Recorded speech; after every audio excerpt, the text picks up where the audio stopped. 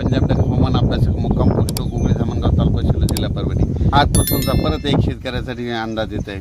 सर्व शेतकऱ्याला सांगू इच्छितो की राज्यामध्ये आता म्हणजे 12 जून 13 जून आणि 14 जून दरम्यान आणि 15 जून दरम्यान दररोज भाग बदलत पाऊस पडणार आहे, म्हणून हा अंदाज लक्षात येत आहे. सर्व शेतकऱ्याला सांगू इच्छितो ज्यांच्या शेतामध्ये एकच ओल असले तर तुम्ही पेरणी करायला हरकत नाही. पेरणी करण्यासाठी चांगलं पोषक वातावरण, म्हणून हा अंदाज लक्षात घ्यायचा.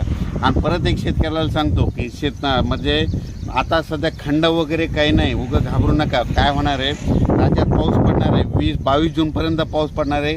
आज या तालुक्यात पडणार आहे, उद्या दुसऱ्या तालुक्यात पडणार आहे, म्हणून हा अंदाज लक्षात घ्यायचा. सर्व शेतकऱ्याला सांगू इच्छितो की राज्यामध्ये फक्त 15, 16 आणि 17 जून दरम्यान थोडी उघाड राहणार आहे, पण विदर्भात मात्र पाऊस पडणार आहे, म्हणून हा अंदाज लक्षात घ्यायचा. एकंदरीत राज्यात परिस्थिती बघितली तर राज्यामध्ये पश्चिम महाराष्ट्र, मराठवाडा आणि तसेच या भागामध्ये 12 जून 13 जून 14 जून 15 जून दरम्यान ओढे नाले वाहतील तसं आणखीन एक पाऊस पडणार आहे. काही ठिकाणी वाहुणी पडणार आहे, मुसळधार, कुठं रिमझिम, कुठं पेंडवालता पाऊस पडणार आहे, म्हणून हा अंदाज लक्षात घ्या. विदर्भातल्या सर्व शेतकऱ्यांसाठी आनंदाची बातमी. विदर्भामध्ये आज म्हणजे 12 जूनपासून आज विदर्भामध्ये बऱ्याच ठिकाणी पावसाला सुरुवात होणार आहे आणि त्याच्यानंतर विदर्भामध्ये देखील पाऊस वाढत जाणार आहे आणि विदर्भाची शेतकऱ्याची पेरणी देखील ह्या 20 तारखेपर्यंत सुरू होणार आहे, म्हणून ही विदर्भात शेतकऱ्याची आनंदाची बातमी.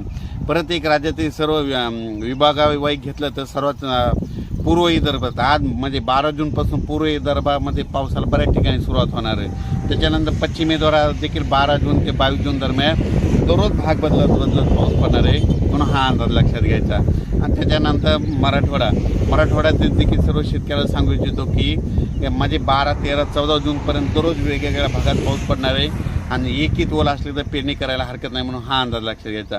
ओल जर नसले तर पेरणीचा निर्णय घेऊ नये, म्हणून ही